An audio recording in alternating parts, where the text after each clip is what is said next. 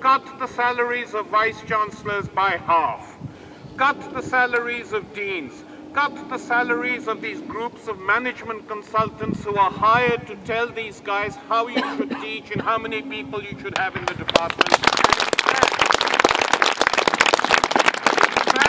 Many of these management consultants should be removed forthwith from universities, from the health service, from the BBC, and from all the other public institutions where they give crap advice and are paid huge amounts. Hear, hear.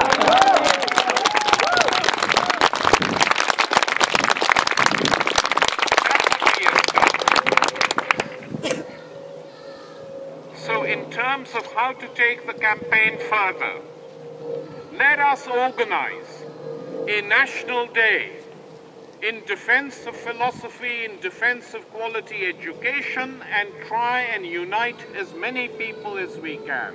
Thousands of people to assemble at an agreed venue and location to take this campaign forward and to nationalize the campaign, because in general I am in favor of nationalizations. I don't like deregulation.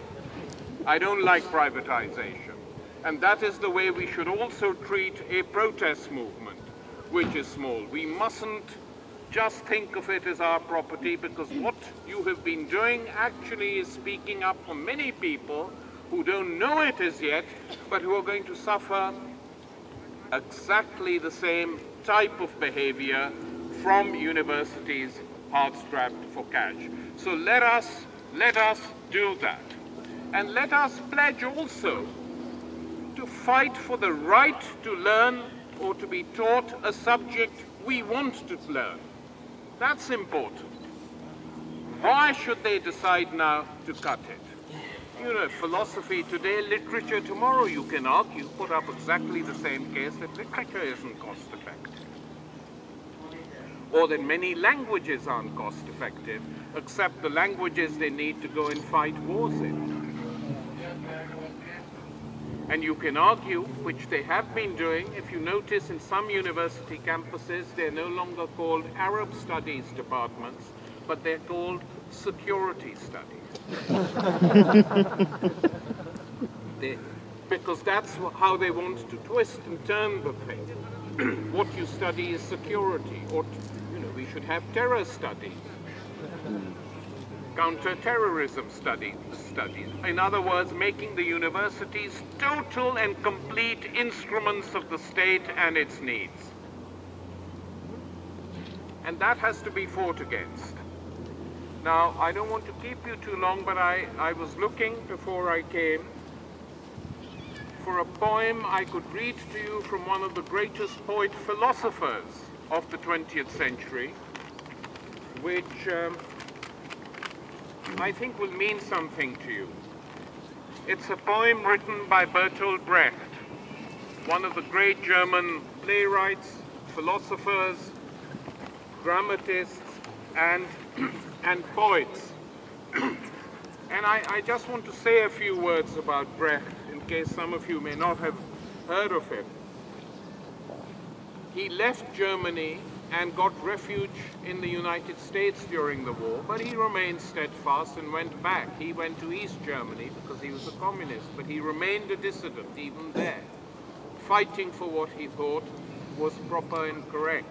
And after East Germany collapsed and Germany was unified, some of the German social democrats, more cultured than their English equivalents, were nervous that everything produced in East Germany was being described as rubbish. And Helmut Schmidt, who had been one of the leaders of German social democracy, went at a SPD conference in Germany, told the gathered people in their thousands, don't write off everything the East Germans did. Some of their stuff was pretty good and better than ours.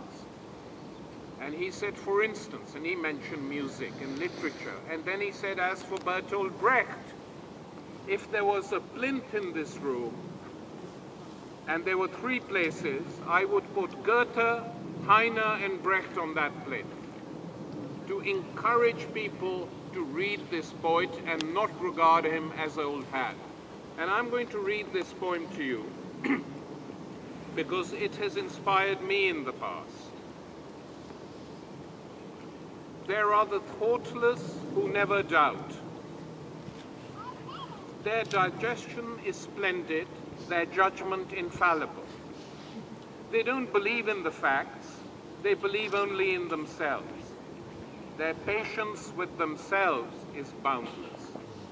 To arguments, they listen with the ear of a police spy.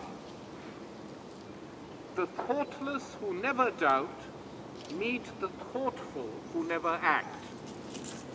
They doubt not in order to come to a decision, but to avoid a decision.